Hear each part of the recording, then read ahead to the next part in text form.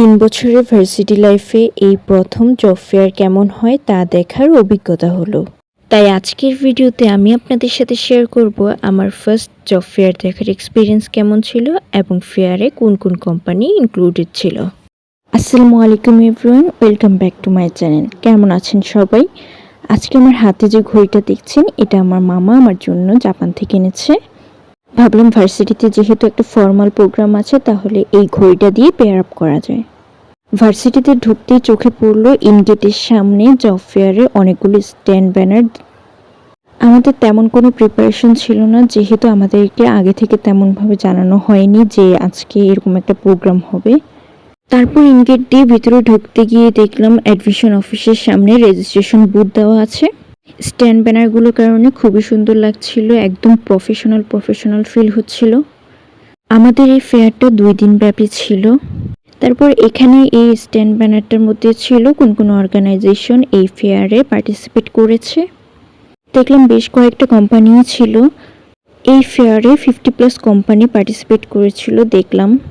আর আমি যেহেতু ইকোনমিক্স ডিপার্টমেন্টের, তাই আমার ডিপার্টমেন্টের সাথে কোলাব করে অনেকগুলো কোম্পানি এসেছিল সেদিন দেখলাম।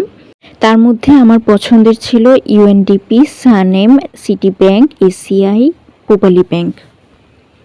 আমি যেহেতু খুব সকালে ভার্সিটি চলে গিয়েছিলাম, তাই আর আমার বাসা থেকে ব্রেকফাস্ট করে যাওয়া হয়নি। তাই আমি চলে গিয়েছিলাম ভার্সিটির ক্যান্টিনে। ভার্সিটির ক্যান্টিনের স্যান্ডউইচগুলো আমার খুবই ভালো লাগে, তাই আমি 2টো স্যান্ডউইচ নিয়েছিলাম।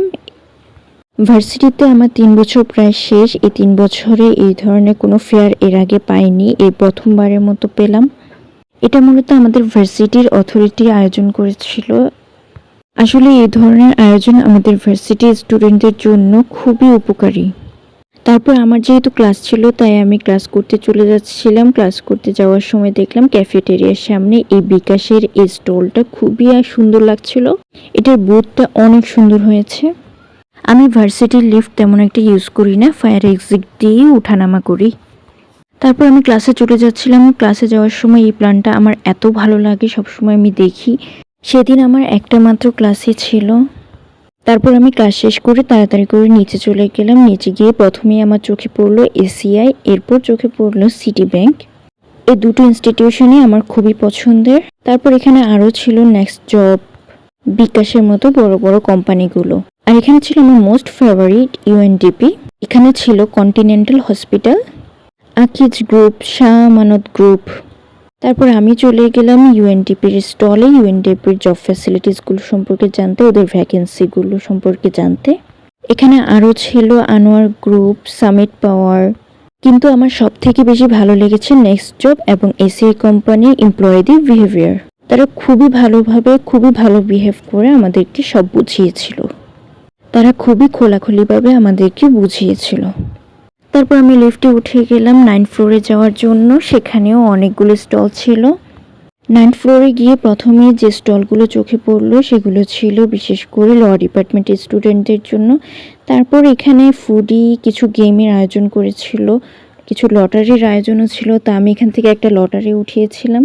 আমি পেয়েছিলাম চকলেট, এই যে চকলেটটা পেয়েছি। তারপর এখানে খুব একটা আমার ডিপার্টমেন্টের সাথে রিলেটেড বা আমার সেক্টরের সাথে রিলেটেড তেমন কোনো জব এরিয়া ছিল না। এখানে আমি এই গেমটা খেলেছিলাম, খেলে আমি কিছু পুরস্কার পেয়েছি, আপনাদেরকে দেখাচ্ছি। এই যে এখানে আমি এই গেমটা খেলে 2টো কলম এবং একটা নোটবুক প্রাইজ পেয়েছি। 2টো কলমই খুব সুন্দর ছিল আর নোটবুকটা খুবই ভালো ছিল। অনেকগুলো পেজ ছিল, অনেক সুন্দর পেজ ছিল, পেজের কোয়ালিটি খুবই ভালো।